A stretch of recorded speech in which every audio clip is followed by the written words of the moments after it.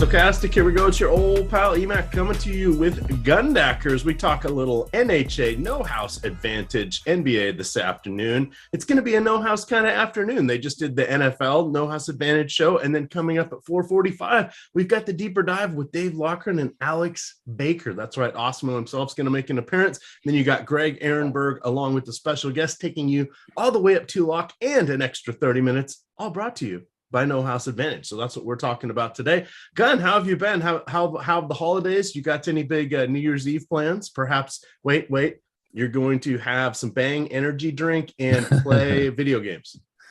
Yeah, you got that pretty well. Also, I have a deeper dive with the future president. So that's how we're going to start the party and work our way up. Yeah, I usually get tabbed on these holidays since I don't have too much revelry the night before. I did the Christmas show. Doesn't surprise. I haven't looked at the schedule, but I probably agreed to do the New Year's morning. Oh, I just took it 10 minutes ago. I was like, yeah, I just woke up. Yeah, I'm in. So yeah, we'll be doing that. But yeah, I don't really do much of anything but chill and watch sports. So I'll be here chilling and watching sports and hearing loud bangs. We're playing the old, is that a gunshot or a firework? Oh, that's a very Texas classic tradition. Yeah. What can you do?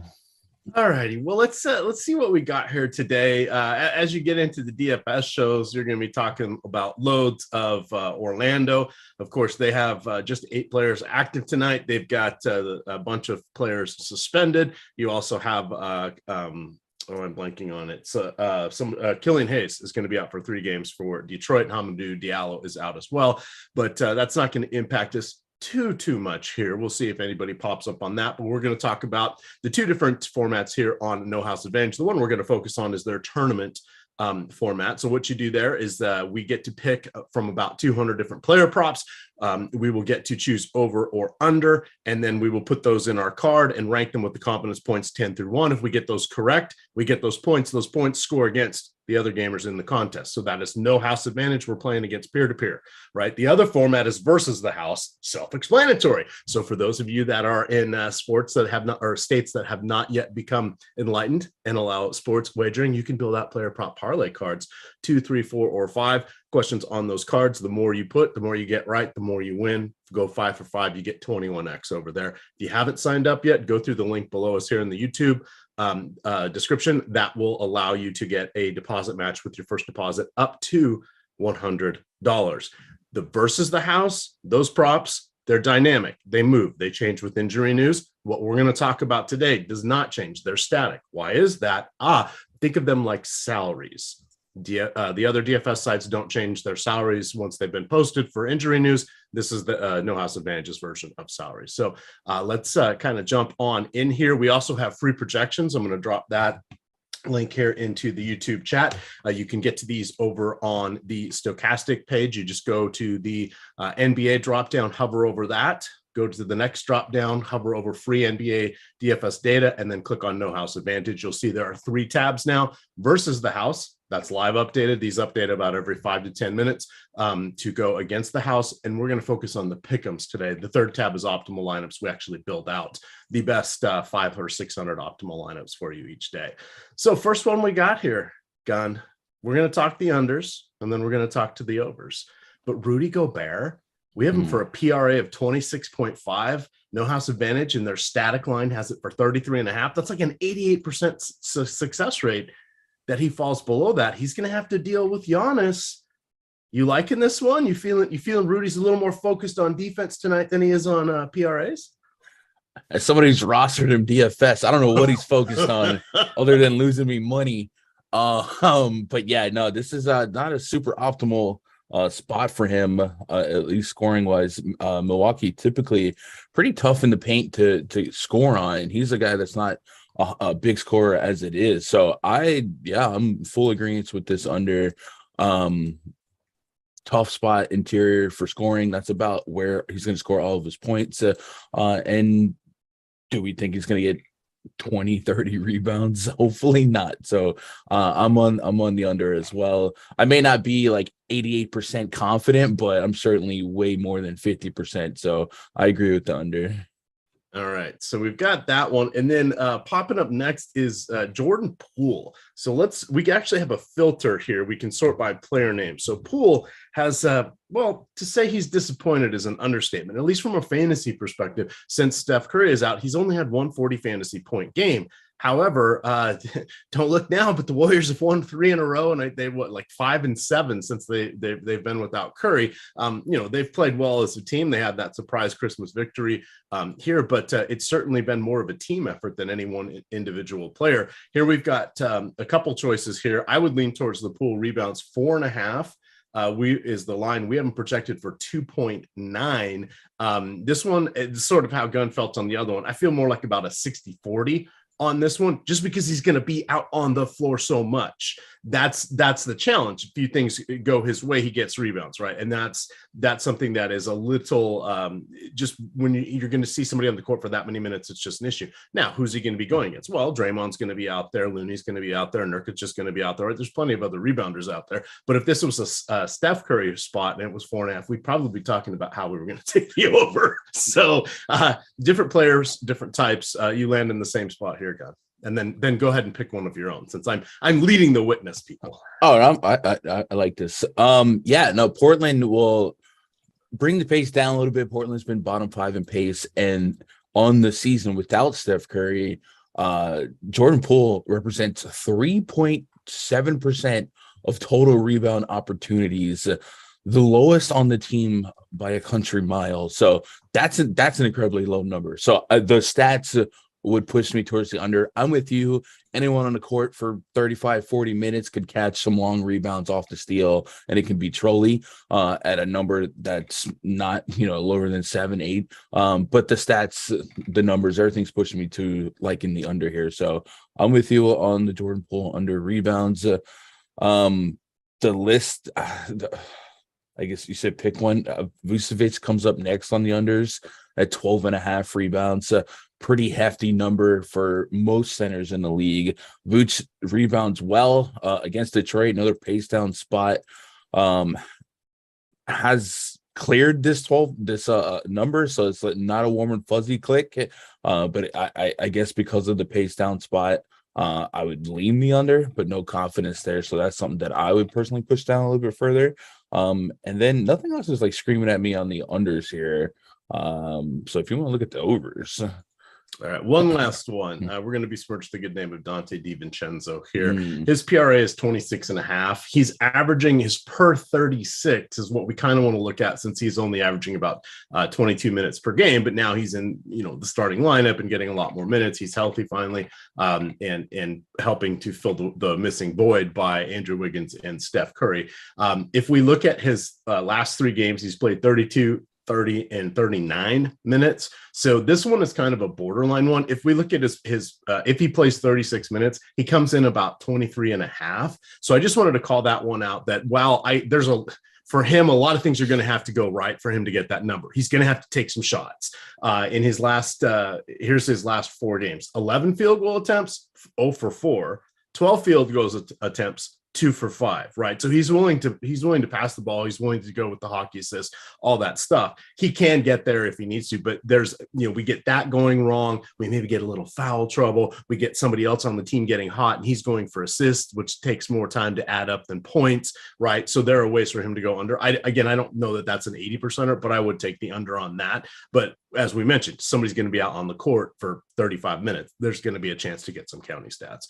So we'll flip over here to the overs, because it'll be fun. Oh god, this one rally. Lauri Markkanen, 1.5 3-pointers. We're projecting him for 3.4. I know you love those 3-point props there, not as much as our friend Eitan Chander does, but I know you're right there with him. What do you got on this one? No, me and Terry shot up a couple 1.5 3-pointers yesterday. 1.5 I can get down with. Yes, 4.5 scare me. And I think we broke down why Halliburton was going to have a bunch of threes, and sure enough, he had a bunch of threes yesterday. Beat 1.5. So I appreciate Halliburton, but Marketing, yeah, here's a guy that's likely going to give you 20 shots each game, and half of those shots have a great chance of being from behind the 3-point line. 13, 10, 9, 13 3-point attempts in his last 4 games, getting tasked with the Sacramento Kings, who play good offense, force you to keep up with them, and leave a lot of defense to be aspiring to get better. About average in the last check I looked at for defensive efficiency. So Markkanen's a guy that's going to have to lead this team in just about everything while he's out there on the court. I think this is, sometimes I disagree with the confidence ratings or the probability. This one, I don't know how much higher I can get to 94%, but I'm in on the over, and this might be one of the candidates for 10 confidence points. All right. Well, I've got one right behind it that's worthy as well. So James Harden, he's coming in with 7.5 assists as the line. We haven't projected for 9.9. Now, it's funny, in the NBA, not as many people average double-digit assists quite as much as they did, 4, 5, 10, 15 years ago. So the league leader, usually there's only 1 or 2 these days that are averaging those assists. Why is that? Well, because there's a lot of ball movement around the perimeter now. So instead of one player just kind of focusing on the offense, everybody's willing to make the extra pass, get the ball with the defense over rotated and go for corner threes, right? So that's what's kind of capped down a lot of the assists. Team assists actually up a little bit as opposed to individual assists. So it's just a function of the way things have changed in playing the game. So Harden right now would be leading the league with 11.2 assists. He'd be right up there with Halliburton, but he's only played in 19 games. So that's why you're not seeing him up there on the leaderboards just yet. He doesn't have enough games to qualify at this point. In his 19 games, he has 7 or more assists 18 times. His 3 lowest, 4, 7, and 7. So 16 of the 19 times he's taken the court this year, he's had 8 or more, which would get us on the over here. To me, this is worthy of a 10 spot here. Yeah, I agree. Harden is second to only Halliburton in potential assists per game. You might hear some steam about Maxey coming back. Well, he still has a 40% assist rate with Maxey coming back, and that just gives him another scorer to convert on a pass. So, I think that's a smash play. All righty. It was kind of funny. We got a little buzz yesterday, or I forget which day it was. I've lost track of everything. Oh, it must have been yesterday. DeAndre Ayton wouldn't be able to do very well against the Wizards because they have a bigger front court with Gafford and Porzingis. Yeah, that didn't really matter. He's taking the court again today. His points, 16.5. We haven't projected for 22. That's a big number, especially for him. He tends to not take a lot of field goal attempts. However, he's sort of been why can't I spell Aiden? DeAndre. He has sort of been forced to do so with the absence of Devin Booker. You've got several other players that have been injured, and all of a sudden, it looks like that Phoenix is running their offense a little bit more than they normally do, kind of through the post. So that one made me a little concerned until I looked at his last 5 games, and I see some potential here. Going from the furthest back, the 6 games, 11 field goal attempts, 20, 12, 18, 12, 22.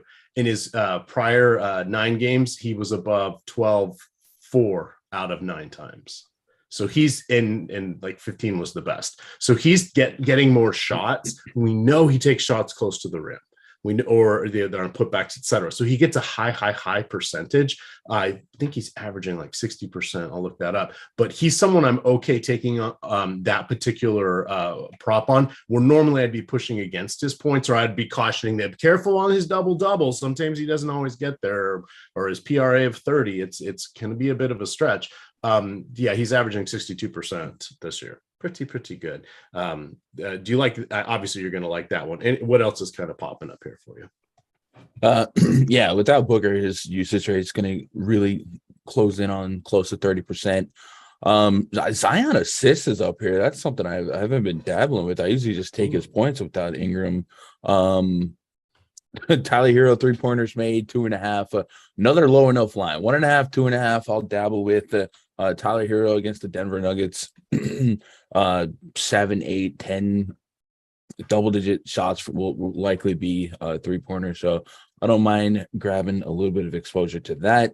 And then Jordan Poole points at 21.5. Without Steph Curry, he's certainly been a massive catalyst in the success or failure of that offense. Now, that last game, which, by the way, was like the only game that DiVincenzo flirted with that PRA because Klay Thompson was out. Well, Klay Thompson was out. But even with Klay Thompson in, Jordan Poole is the guy that's going to spearhead that offense. So I'm interested in getting exposure to Jordan Poole point overs and looking at let's see, I was gonna look at what the books had him at, but I'm not populating a line, but I'm sure it's probably like 26.5 would be my guess. So I like the Jordan Poole over. Giannis is at 4.5 assists. We saw way more ball handling in that last game where Drew Holiday and Chris Middleton missed. And we might expect more of the same today. I could run a query on what his assist rate officially is, but he essentially becomes the de facto point guard. And you would know this if you were somebody that rostered Javon Carter in that game because he was not really all that involved. Giannis has a 31.7% assist rate in the split without Drew and Chris Middleton. So if you are getting a lot of exposure to Giannis points tonight, maybe hedge a little bit and grab some exposure to Giannis assists at 4.5. Both his point prop and assist prop are like in our top 10 of over odds. So don't get stuck on one. Make sure you kind of get exposure to two if you're running multiple lineups, because it makes sense if somehow he's not going to score 30 points, he probably has cleared 5 assists. All righty. I had a window freeze on me there. It looked like 26.5 was the over under on the live books for Mr. Poole there. All righty. So we talked a little bit here about the no house advantage. We talked about the free projections that we give, the 3 different tabs that you can find on the link that I'm dropping into the chat. Again, you can get that over at Stokastic. Look at the basketball drop down, go to free at the bottom of that to the free NBA DFS data, and then go over to no house advantage. So we were looking at the pick'ems projection. That was the middle of the tabs. The one on the far right here is the optimal lineups. So what that is I know you can't really read it, but it's meant for you to download it. That's a CSV that you can download, select a few of the props that you like, and then you can upload that into No House Advantage. No House Advantage also has a lineup generator over on their site where you can choose if you want to do kind of some round robins of the different props that are there. You can build out some different cards. A lot of times I'll just kind of go glance at this just because we can easily see the top 3 or top 4 columns, and you can get a feel for which ones are up near the top and what are the different groupings that start to make sense. So instead of having to sort by the over or the under, you can kind of see, oh, there's a nice mix of unders here. We've got the unders for Dennis Schroeder PRA. Well, that makes sense because Schroeder tends to defer a lot when Davis is when LeBron is on the court. Happy birthday, LeBron. He does turn 38 today. That's always important to know. But you can see the different ones there, and you can just kind of glance at what's up the top and what's making up the top 3. And that can help you figure out quickly where you want to go if you're in a hurry making these cards. The other thing I want to remind you is while they do lock at normal tip-off, as long as your player prop is not locked, as long as that game is not started, you can still go make adjustments. So that's something I usually only build 1 card out there, and I don't usually go in and make changes, but I wanted to test that out the other day because some of our users have told me that was a feature that was there, but I wanted to make sure, because normally I'm like, I got my 1 card in, I don't have to worry about it. I haven't picked any questionable players. Not that worried. But the other thing to remember, don't get cute and pick players that are going to be out. You're going to get the under, and they're going to award you 0.0 points for your creative efforts there. So just try not to outthink it. But it's a lot of fun over there. We're going to do flip over here to the versus the house props.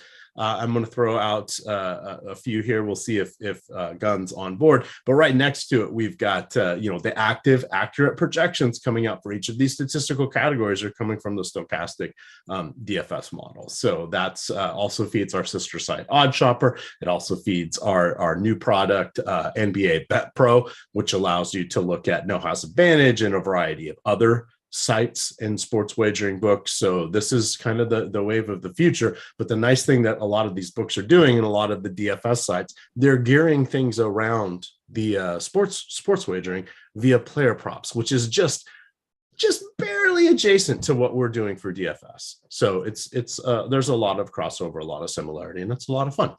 So over here we have we didn't have any of the Orlando guys on the other contest. Fortunately, NOS Advantage took those out, but we do have one over here. It's Bowl leading the way. The live line, now these are sharp lines. These are live, they're dynamic, they're going to change. Bobo has an 8.5 for his rebound projection.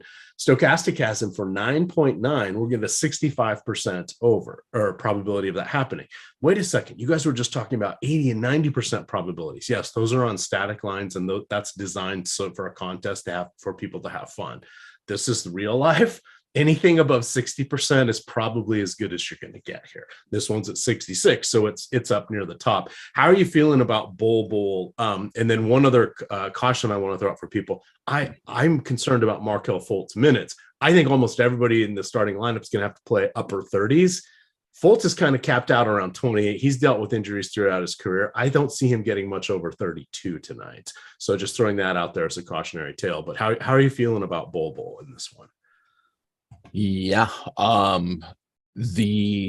So where do we begin? Bowl this season represents 15% of the team's total rebound opportunities when he's on the court. That's not taking anyone else off the court. Because of that skirmish, we saw several suspensions for the Orlando Magic that included front court guys like Mo Bamba, Wendell Carter, and those are, and Ritz, I guess Wagner. Mo Wagner. So it's going to be hard not to project Bowl for maybe the most minutes he's ever played in the NBA so far.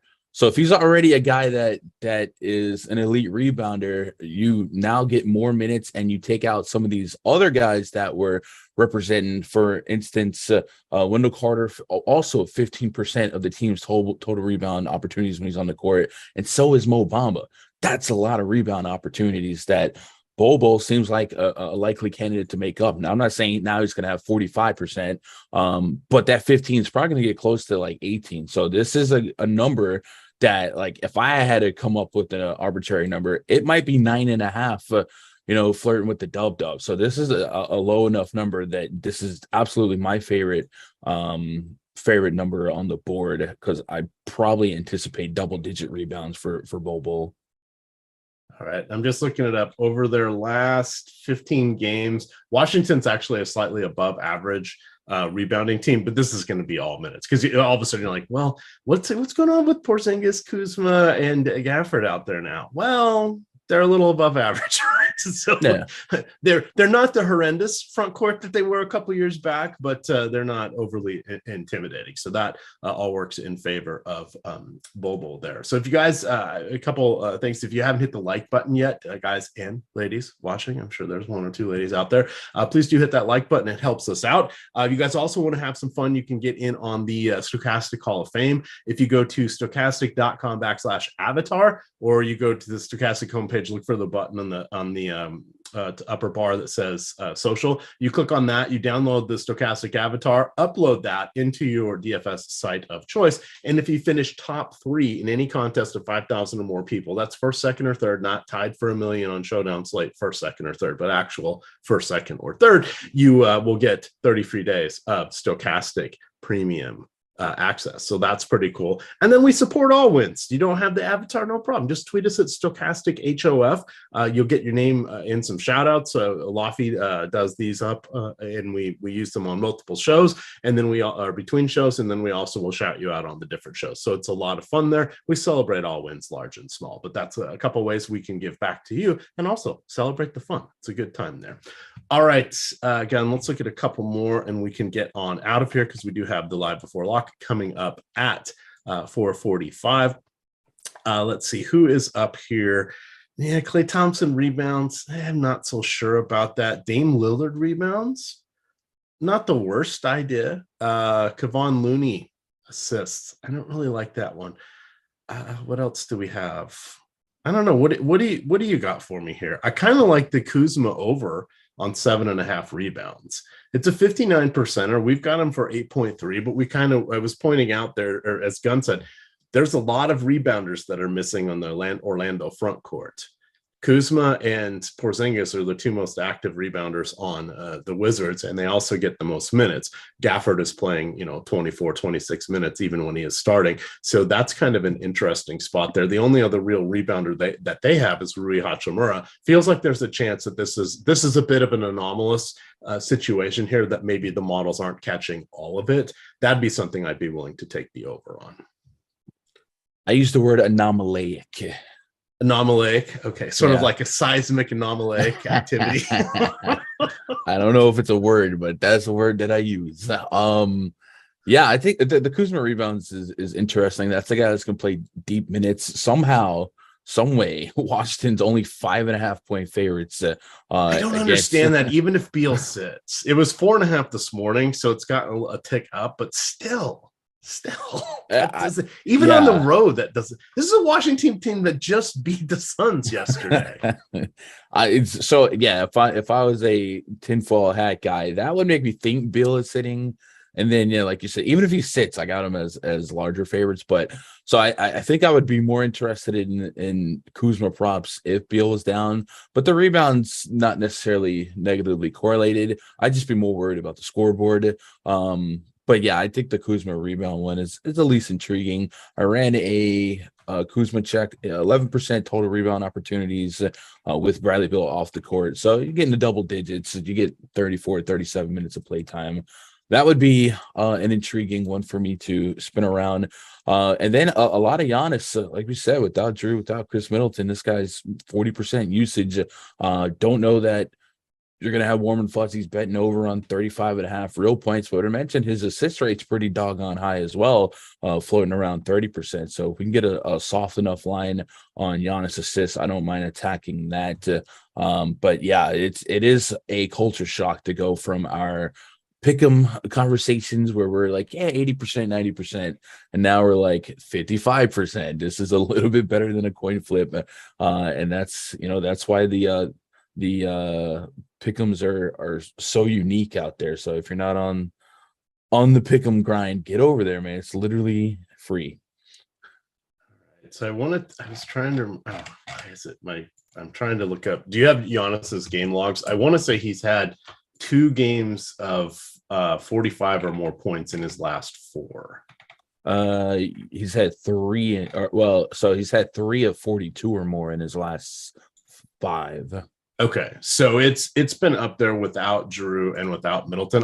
For whatever reason, I'm stuck on Zion Williamson on my basketball reference page, even though I type in Giannis, see it come in the pop-up, and I click on it, and still it doesn't change up the Zion page. So, but so even though that does look like a lofty number, it's pretty cool. See what you can get out there for his PRAs as well. And then producer Mike, can you go to the Bet Pro screen share? We'll just show that as we get ready to pop off here, and get the break and head back with the DFS deeper dive and live before lock starting at 4:45. But if we go look over here at NBA Bet Pro, so this is kind of the new product that Osmo or that Stokastic has put together here. What this is doing is it's consolidating, because if you've ever gone to the websites, it's finding anything is impossible. Doing a player name search is a pain in the ass on these sports books, etc. It's like, how could you create something that is the least intuitive thing for any user to actually get to? All right, well, we've got about 5 of them out there. And while they look slick and they're neat and they've got all sorts of graphics, finding what you want quickly can be a pain. This organizes everything together for you. So similar to OddsShopper, this is kind of a derivative of, OddsShopper does quite a few more things than just this. This just says, let me stare at the matrix here. So the NBA Bet Pro is something we've put together, and you can see across the top, starting on the left, it just shows the best bets that are out there, and then it'll tell you what book you want to go to and where it's housed. But if you're not signed up at every book, or maybe you don't have sports wagering, but you've got No House Advantage or one of the other sites that might have player prop stuff, this is an easy way to look at it, see it all in one spot, and then to go target what you're looking for. Now, while OddsShopper does help you a lot, it's a lot easier to shop the odds over there across multiple books quickly. If you know there's a certain prop that you want and you're on a bunch of different books, it's also a better, you go over there and get all the free articles and all that stuff. But if you're just trying to target specific things here, or you got your eye out and are watching for something, this would definitely be the place to go. So let me see if the one is Rich. Go Colin Sexton. So I almost said Richie Sexton. Boy, there's wrong sport. Blast from the past. You get that. Probably 2/3 of the other hosts I'd be doing the show with would have no idea who Richie Sexton is. Towering first baseman that played for the Mariners and the Arizona Diamondbacks, and with Cleveland at one point. In any event here, Colin Sexton, I like his points overs. So the interesting thing we have here is the vast majority of the sites have him right now at 11.5 where he's available. I know that's on BetMGM. I know that's on DraftKings. I know that's on FanDuel. So for that particular one, why do I like that? Well, Sexton usually focuses on scoring. So even though he was the point guard or what have you, that's not his role here. That's not his role with Mike Conley there as well. And he is an intriguing person. So he's coming back from a hamstring injury. He has played 3 games. He's played, I'm going from memory here, I think it was 17, 24, and like 19 minutes. In each of those games, he got over this number. On the season, he's averaging 14.2 points per game in his 22 minutes. His per 36 is phenomenal. But this is the wager you want. I've hit it a couple times at 10.5 since he's returned. I'm going to hit it tonight at 11.5, but that's when I've had my eye on. So see, they've ticked it up a little. This is a good game. This should approaching a 240 total in this game, which is just absolutely nuts considering we used to have games in the 190, 195 when I started doing DFS. How do we have a 50-point difference? I don't know. The sport has changed, but this is the way you can use BetPro. So pretty slick tool. Have you poked around with this one at all, Gun? Or now you look at it, you're like, oh, this is what I've been looking at. I saw this. I'm like, this is what I want. Just give me the dashboard. Yeah, no, it's pretty incredible. Excellent. Man, a few words there, Gun. Man, a few words. All righty. Well, we're going to get on out of here, but I want to thank Gundacker for joining us today. I want to thank No House Advantage for sponsoring this show. Check them out, guys. They've got a lot of fun stuff over there. You can join through our link in the YouTube description below. You come in through that link. Your first deposit will be matched up to $100. They've got a couple big contests out there tonight. They've got their $15 contest. It's a $15,000 prize pool tonight, $5,000 to the top. $15 a little rich for you. They got a $5 version of that contest as well. Dip your toes in, you join with, put in 100, all of a sudden you got 40 shots in that $5 contest. Play it over a few different days, just get your feet wet, get your bearings, maybe throw in a versus the house prop player card here and there. It's a lot of fun, but check out No House Advantage. With that, we're going to get on out of here, but everything will be reconstituted on the Stokastic YouTube channel at 4:45. You will get Dave Lochran and Alex Baker going over the deeper dive, and then Greg Ehrenberg and special guest will take you up for 90 full minutes, including 30 minutes past lock, for the live before lock, all brought to you by No House Advantage. With that, gamers, good luck.